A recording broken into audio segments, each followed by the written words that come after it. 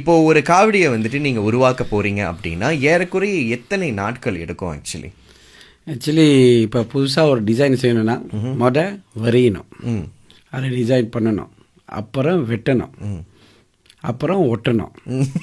எதை வெட்டணும் எதை ஒட்டணும்?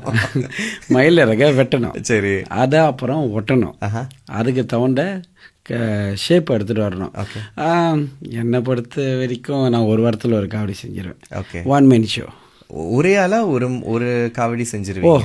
1 man ஷோவாக செஞ்சாக்க ஒரு வாரம் கூட பிடிக்கும். நம்ம தம்பிங்களாம் சேர்ந்து செஞ்சோன்னாக்க ஒரே நல்ல ஒரு காவடி செஞ்சிருவோம். ஓகே, இப்போ நீங்கள் தனிப்பட்ட முறையில் வந்துட்டு உங்ககிட்ட கண்டிப்பாக மயில் காவடிகள் இருக்கும் இல்லையா? அதை தாண்டி என்னென்ன மாதிரியான காவடிகள் ஆக்சுவலி நீங்கள் செய்கிறீங்க?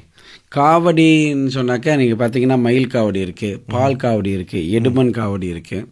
அப்போ நான் என்னோட ஒரு சென்டிமெண்டலான ஒரு இது என்னென்னா, எந்த காவடி செய்கிறதா இருந்தாலும் நான் வந்து 9ஆம் மாதமே தைப்பூசுக்கு ரெடி ஆகிடுவேன்.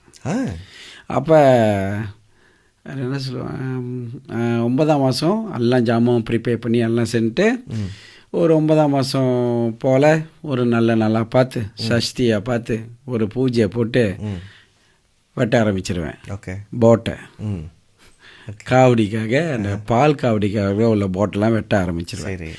வெட்டி அதெல்லாம் ப்ரிப்பேர் பண்ணி வச்சுட்டு அப்புறம் அந்த அதுக்குள்ளே ஜாமான் எல்லாத்தையும் ப்ரிப்பேர் பண்ணி வச்சுருவேன். அப்புறம் தீபாவளி ஆரம்பிக்கிற முன்னுக்கு நான் வந்து காவடி செய்ய ஆரம்பிச்சிருவேன். Okay okay.